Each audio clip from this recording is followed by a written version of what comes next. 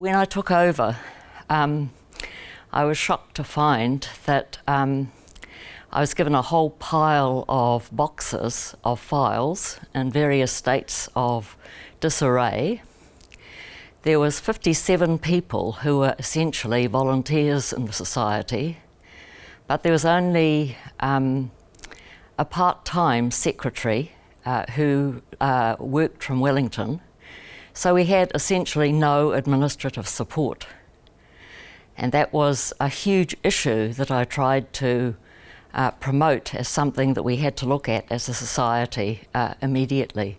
If we were going to move from being an interest group with a focus to a proper professional society. And you must remember in those days there were no computers, no cell phones. It was all by telephone, typewriter, and it was a huge undertaking. I can remember that for the first couple of months that I was the president, I kept a record of how many pieces of correspondence I dealt with. And there were 72, and that was quite a lot of work to do, as well as working in my normal job. So what were the issues we dealt with as a council and as a society? Well, some of them are pretty much the same as today.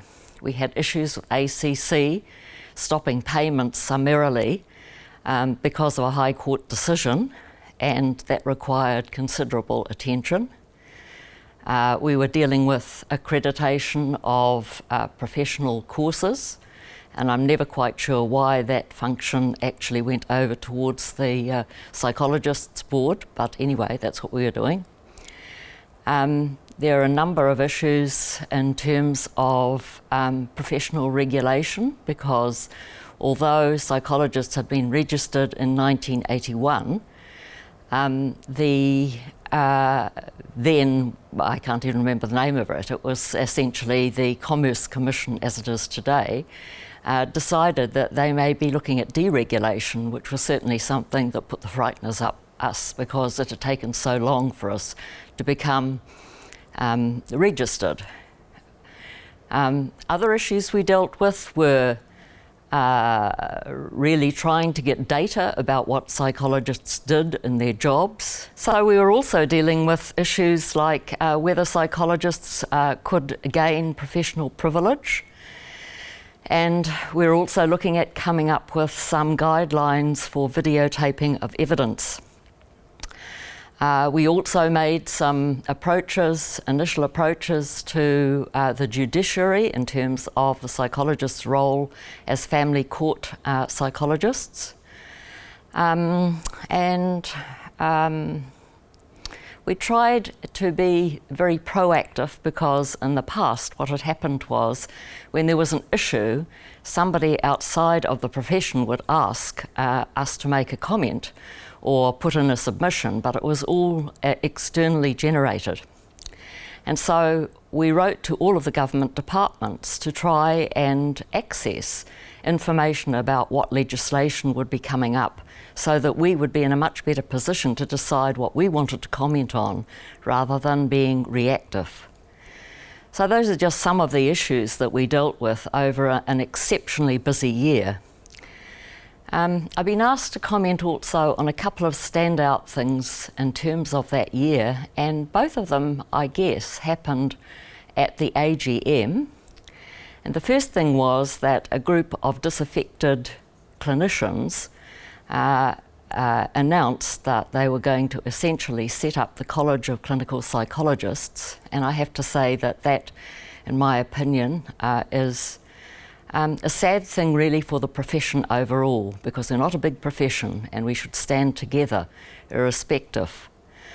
But the second thing was much more positive, which was a request, well, it wasn't a request, it was a proposal by our Maori colleagues for the society to embrace biculturalism, and we know where that's gone over the last many years. So, what can I say to young people coming up now as new psychologists? And I can only speak as a practitioner.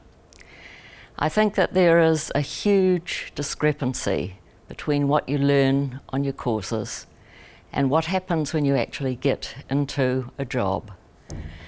And that discrepancy is very difficult sometimes for people to be able to accommodate.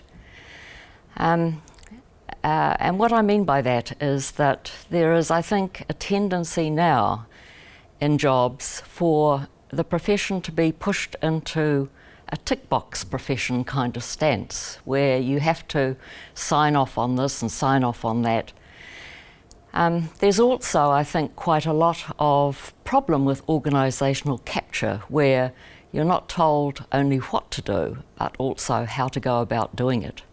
And that, I think, breaches a boundary about what is appropriate professional activities. So I suppose if I really had any advice to young people coming up, it would be that you have to stand up not only for your client, but also challenge systems that are not supporting the best practice possible.